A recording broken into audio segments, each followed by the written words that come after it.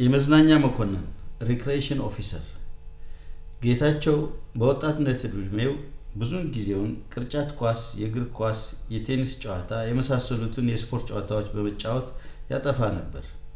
ጌታቸው ጠንካራ መሆን ይወዳል።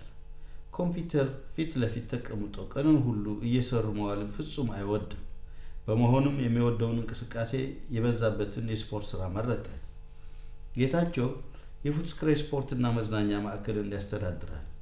ይህ የመዝናኛ የስፖርት ማዕከል ለጎልማሶችና ልጆች ቤት ውስጥ እግር ኳስ፣ የመረብ ኳስ፣ የቅርጫት ኳስ ስፖርቶችን ያካሂዳል። ማዕከሉ በበዓል ጊዜ የሚካሄዱ የሽርሽርና ቅርሳቅርስ ፕሮግራሞችን ያካሂዳል። ጌታቸው ጥሩ አስተባባሪ ነው። እሱ በሚሰራበት ሳምንት የተለያዩ በማዕከሉ የሚከናወኑትን የስፖርት መርሃ ግብሮችን ቅደም ተከተል ያቀነባበራል። አጫዋች ዳኞችን ይቀጥራል። ለተለያዩ በማዕከሉ ለሚካሄዱ የስፖርት መሪዎችን ያሰማራል። የተራቸውን ቅደም ተከተል ያዘጋጃል። አንዳንድ ጊዜ የአካባቢው ነዋሪዎች የስፖርት ማዕከሉን የስፖርት ውድድር ለማድረግ ይከራዩታል። የዚህንም ዝርዝር ሁኔታ ከአካባቢው ቡድን መሪዎች ጋር በመነጋገር ተግባራዊ ያደርጋል። ጌታቸው ሁሉ ጊዜ በስፖርት ማዕከሉ አካባቢ የሚከናወኑት የተለያዩ የስፖርት መርሃ ግብሮች በጥሩ ሁኔታ በመካሄድ ላይ መሆናቸውን የሚያስፈልጉት መሳሪያዎች ሁሉ በጥሩ ሁኔታ መሆናቸውን ለመቆጣጠር ቀኑን ሁሉ ሲሮጥ የሚውል ይመስላል። ጌታቸው አሁንም የስፖርት ጨዋታን ይወዳል። በመሆኑ ብዙ ጊዜ የቤት ውስጥ እግር ኳስ ዳኛ በመሆን ያጫውታል። እንዲሁም የወጣት ቅርጫት ኳስ ቡድን ያሰለጥናል። ጌታቸው 11ኛ ክፍል ሲሆነው የሁለተኛ ትምህርቱን ትቶ ወጣ።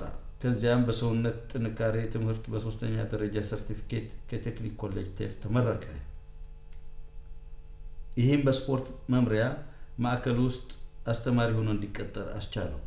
የስፖርት ሙያውን የሚሻሻልበትን ትምህርት ለ2 ዓመት የስፖርትና መዝናኛ ትምህርት በመማር በዲፕሎማ ከቴክኒክ ኮሌጅ ቴፍ ተመርቋል። ብዙዎች አብረውት የተመረቁት ልጆች የዩኒቨርሲቲ ትምህርታቸውን በመቀጠል በመዝናኛ አስተዳደር ሙያ የባችለር ዲግሪያቸውን አጠናቀዋል።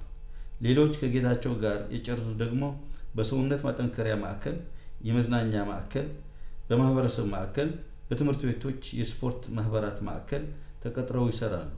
ጥቂቶቹ ደግሞ ለመንግስት ተቀጥረው የመዝናኛ ችግሮችን አስመልክቶ የምርመራ ስራ ይሰራሉ። ከቴክኒክ ኮሌጅ በመማር የዩኒቨርሲቲ ትምህርቱን በስፖርትና መዝናኛ ትምህርት ለመቀጠል የሚቻልበትን ቅደም ተከተል ከዚህ በታች ይመለከታል። በእነዚህ ስራዎች ዝንባሌ ካደረቦት በዚህ ዘርፍ የሚገኙትን ስራዎች ዝርዝር ማየት ይቻላሉ። ከነዚህ ጥቂቶቹን ለመጥቀስ እንስሳ መጠበቅ፣ የውሻ ማሰልጠን፣ አትክልትና ፍራፍሬ፣ የመሬት እንክብካቤ፣ የባህል ስነ ህይወት፣ የስፖርት አስተዳዳሪነት፣ የመናፈሻ ሰራተኝነት፣ የእንስሳ ህክምና ነርስነት የመሳሰሉት ናቸው።